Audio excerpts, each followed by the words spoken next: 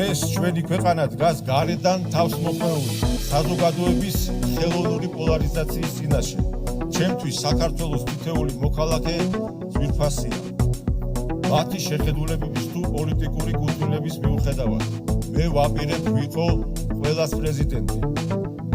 იმის მიუხედავად, ვის მოწორვარ და ვის არა.